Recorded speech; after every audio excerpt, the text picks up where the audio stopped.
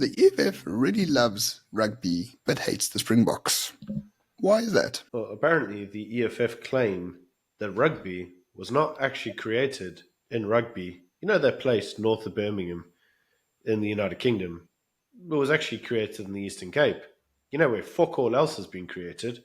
Well, I actually asked ChatGPT to verify this claim, and it is actually true. They produced these artworks to signify the origins of the Currie Cup in 1651, and this particular art piece is, as I understand it, in the office of Julius Malema himself. So Julius says rugby was started in the Eastern Cape, but fundamentally, the question has to be asked, why are the Springboks winning the World Cup such a threat to the EFF?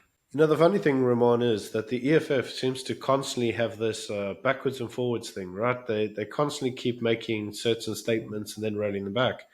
We all saw this when it came through to the supposed kitchen girl of the MPA that's now on their MP list. We've seen this in a number of other positions. You know, whatever happened to their school, that apparently if they don't build, you shouldn't elect them. Well, this is another example of it. Apparently, according to the EFF, well done, Springboks. It was Khaleesi. Sia Khaleesi did us proud. That is absolutely correct. So the EFF love rugby but hate the Springboks. Julius Malema came out over the course of the weekend to say the symbol of the Springboks, the colour of the uniforms, these are all sort of apartheid colours. Springbok is an apartheid symbol. You can't say remove apartheid symbols and maintain the name Springbok and the emblem Springbok and the colors that were used during apartheid by white people. We must decolonize the colours in the uniform and have democratic colours. I'm not too sure exactly what colours that will be, probably black and red to signify load shedding and crime. But essentially, he says the Springboks are an apartheid thing. And Byron, you're absolutely spot on. The biggest threat to the EFF gaining any form of support in this country is racial unity around anything. That's why the EFF keep talking about Palestine. That's why the EFF keep promoting racial hatred, and that's why the EFF hates the Springboks officially and then unofficially.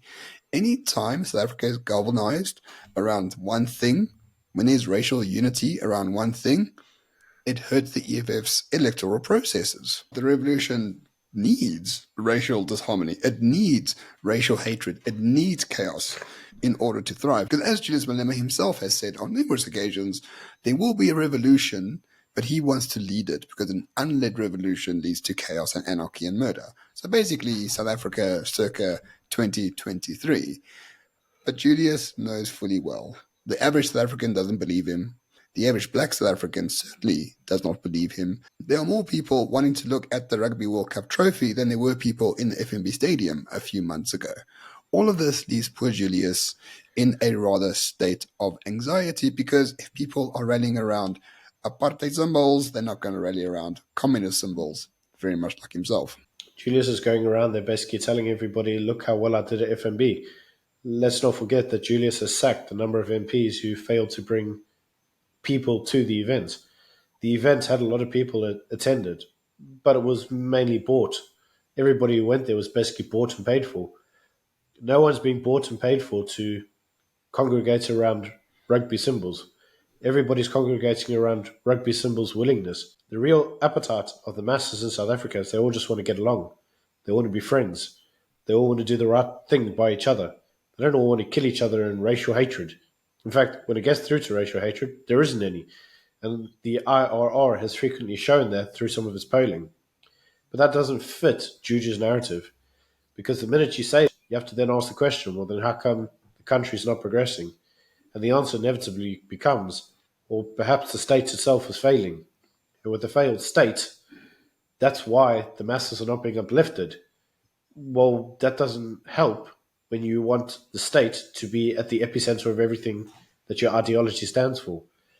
Then the only option you have is to blame whiteness, to blame capitalism, to blame freedom, democracy, and all the other little slogans that go with it. That doesn't help the revolution. It actively harms it. And there's one more tidbit of information that the EFF did not really talk about, was the fact that someone actually tried to steal the World Cup trophy during the course of a celebration, and everyone around the thief moored the shit out of him. black, white colored. It was really like retribution, Ubuntu style. If the EFF were really, really certain of their objectives, they would say, look at this, systemic racism, where this guy trying to decolonize Springbok rugby and every South African is trying to moor him to death. But they did not. A lost opportunity, I think. That Juju is now becoming a fan of cultural expropriation. We've seen this. He tried to expropriate the Jewish identity very recently. Now he's trying to expropriate rugby to his identity. Leave the rest of us to get on in peace. We don't want war with each other. We don't want illusion. We want a job, a house, some food, and a peaceful environment to grow our kids in.